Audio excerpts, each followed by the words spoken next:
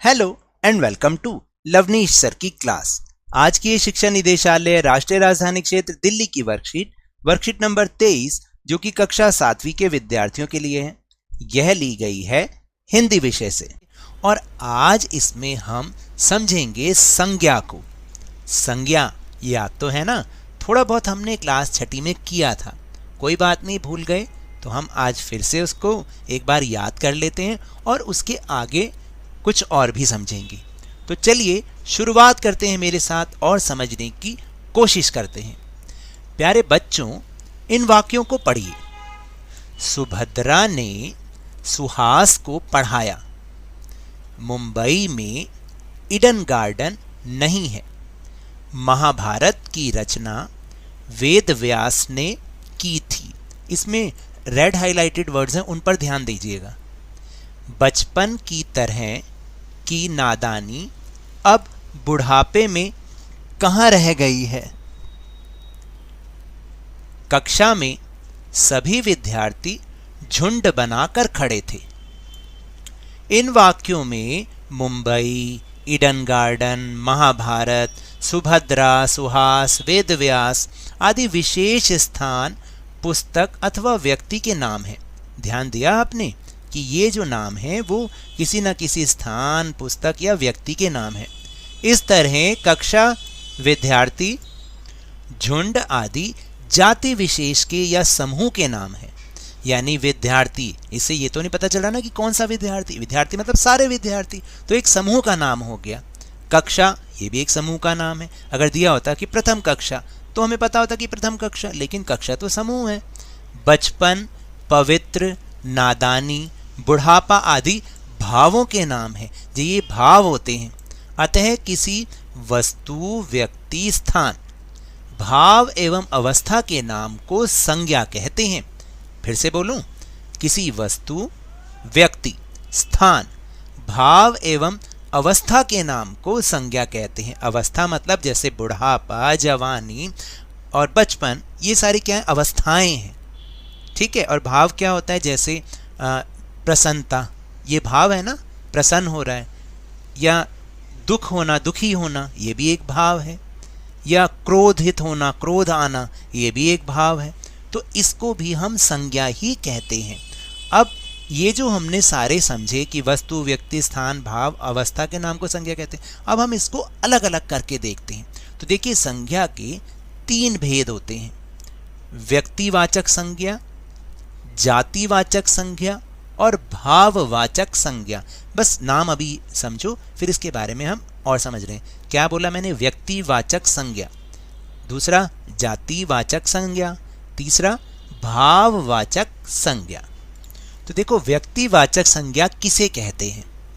वे संज्ञा शब्द जो किसी विशेष वस्तु, व्यक्ति अथवा स्थान के नाम का बोध कराते हैं। यानी कुछ किसी भी वस्तु के बारे में, स्पेसिफिक किसी विशेष वस्तु के बारे में, व्यक्ति या स्थान के बारे में जो हमें शब्द बताते हैं ना, वो उन्हें हम व्यक्तिवाचक संज्ञा कहते हैं। जैसे ताजमहल आगरा में है, हमने एक नाम लिया, पर्टिकुलर एक नाम लिया, ताजमहल आगरा में है, तो ये क्या हुआ? व्यक्तिवाचक संज्ञा हुआ।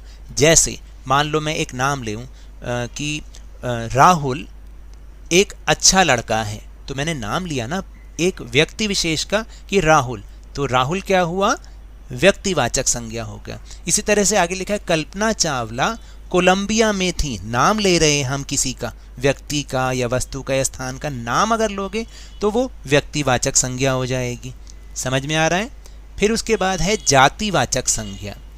वे संज्ञा शब्द जो किसी जाति का बोध कराते हैं उन्हें जातिवाचक संज्ञा कहते हैं। वो जाति वाली बात नहीं है, मतलब हम समूह का नाम से किसी को जानते हैं तो वो जातिवाचक संज्ञा होती है। जैसे आज का युवक कल का नेता है। अब हमने किसी का नाम तो नहीं लिया ना। युवक, युवक तो सारे, बहुत सारे लोग हो सकते हैं। नेता, वो भी बहुत सारे हो सकते हैं। शेर, भेड़ और भैंस की भांति झुंड में नहीं रहता। शेर, भेड़, भैंस, ये सारे क्या हैं? शेर में हम, शेर का मतलब तो कोई भी शेर हो सकता है, किसी का, शेर में किसी का नाम थोड़ी होता है, तो इसलिए हम उसको जातिवाचक संज्ञा कहते हैं। भैंस, भैंस का नाम होता है कोई? नहीं होता, तो भैंस तो सारे समूह का नाम है। शिक्षक ने छात्रों का सम्मान किया। अब यहाँ पर आया शिक्षक, या तो किसी का नाम होता कि ये वाले शिक्षक, तब तो वो व्यक्तिवाचक संज्ञा, लेकिन जब शिक्षक बोला तो शिक्षक कोई भी, बहुत सारे शिक्षक हैं, तो ये भी जातिवाचक है, छात्र भी जातिवाचक है। फिर इसके बाद है तीसरा भाववाचक संज्ञा। वे संज्ञा शब्द जो किसी अवस्था अथवा भाव का बोध कराते हैं भाववाचक संज्ञा कहलाते हैं। यानी जो शब्द हमें किसी अवस्था के बारे में बताएं या किसी भाव के बारे में बताएं उन्हें हम भाववाचक संज्ञा कहते हैं। जैसे क्रोध मनुष्य का शत्रु है। क्रोध क्या है? हमारा एक भाव है, हमारी भावना है क्रोध। बचपन में गांधी जी बड़े शर्मीले बालक थे। अब बचपन आ गया, यानी बचपन एक अवस्था के बारे में बताया जा रहा है। उगते सूरज की लालिमा देखो। लालिमा मतलब लाल होना, तो ये क्या है? एक भाव है, सूर्य का भाव है। तो ये सारा क्या हुआ? भाववाचक संज्ञा हुआ। तो चलिए अब हम देखते हैं कि हमने क्या सीखा और क्या समझा। नीचे कुछ वाक्य दे रखे हैं, उनको आपको पढ़कर ये पता लगाना है कि उसमें कौन सी संज्ञा है। रेखांकित संज्ञा के भेद की पहचान कर नाम लिखिए। तो देखिए जो पहला वाक्य है, ध्यान से पढ़िएगा आप इसको, जिसके नीचे लाइन है केवल उसके बारे में बताना है कि वो कौन सी संज्ञा है।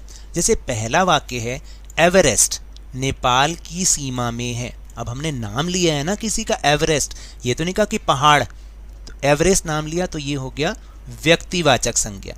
फिर दूसरा है झुंड में चलना भेड़ों का काम है। तो झुंड, झुंड तो बता ही रहा है जाति को, किसी की समूह के बारे में, तो ये हो गया जातिवाचक संज्ञा।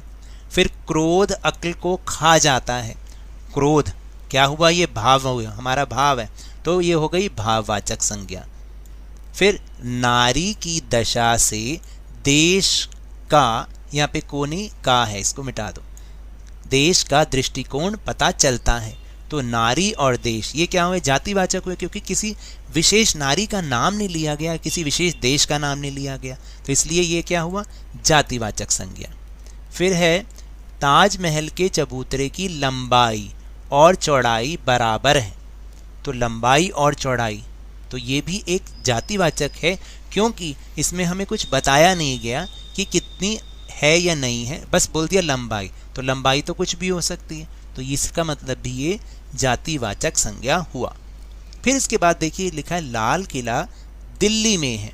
अब दोनों किसी विशेष स्थान के नाम है ना, लाल किला, हमने ये तो नहीं कहा कि ये वाला किला, भाई किले सारे दिल्ली में, ऐसे नहीं बोला ना, लाल किला बोला, लाल किला दिल्ली में है। तो लाल किला और दिल्ली दोनों ही व्यक्तिवाचक संज्ञा, क्योंकि किसी एक स्थान का नाम बता रहे हैं।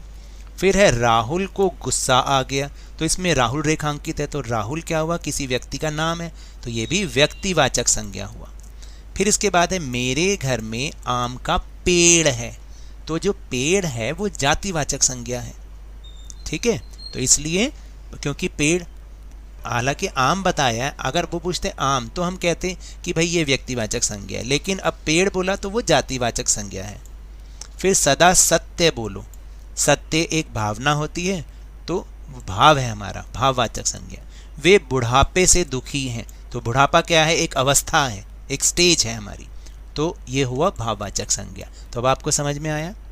तो ये तो थी आज की वर्कशीट। अगर मेरे इस तरह समझाने से आपको थोड़ा सा भी समझ में आया हो तो इस चैनल को ज़्यादा से ज़्यादा सब्सक्राइब कीजिए, लाइक कीजिए और बहुत ज़्यादा शेयर भी कीजिए। और हाँ, मेरे साथ इसी तरह वर्कशीट को समझते रहिए, लेकिन ध्यान और मन लगाकर पूरी मेहनत और लगन के साथ पढ़ते रहिए।